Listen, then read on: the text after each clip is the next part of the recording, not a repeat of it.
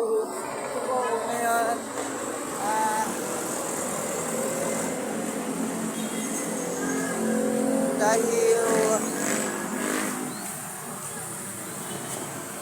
dahil medyo ang buhay. So, ito po ngayon, naglalakad-lakad. So, ini-enjoy yung life kahit maraming problema. So,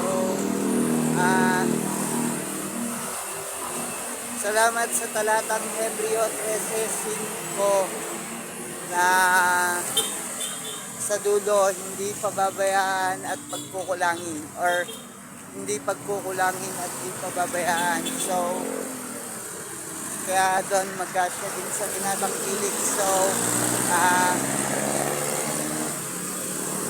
sabi nga, dahil may gamot na melatonin na pampatulog, so panalangin ko na lang sa Panginoon na makatulog ako kahit melatonin yung iinumin ko. Kasi sabi nga, kahit anong gamot ang inumin mo, kung hindi ka patutulugin ng Panginoon, wala rin silbi ang gamot. Kaya so, dahil ngayon nababalisa ako, salamat sa pinaisip ng Panginoon na Filipos 4:6-7 at Hebreo 13:5. At to Brad Eli na namatay na aking tagapangasiwa, na dun natuto ko ng aral. So, lagi sa puso ko na dahil natuto sa'yo, dahil kung ikaw ang teacher ko, hindi kita kayang palitan, pero dahil wala ka na, yung aral na natutunan ko sa'yo,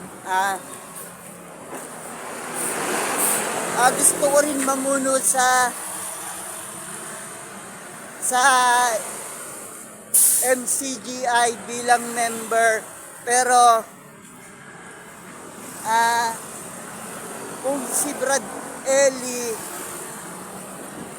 ang nagsabi na kay Kuya na, Kuya Daniel, Brad Daniel, ikaw na magpaksa sa akin.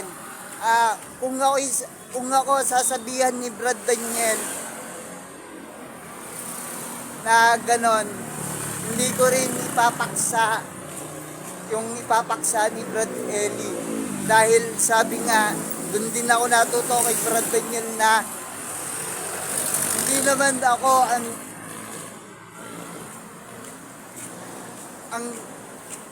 ang overall servant. Kumbaga sa dahil vice president lang ako, hindi ako presidente, bakit ko pangungunahan ng presidente? Kaya ngayon, gusto ko man magsalita sa inyo,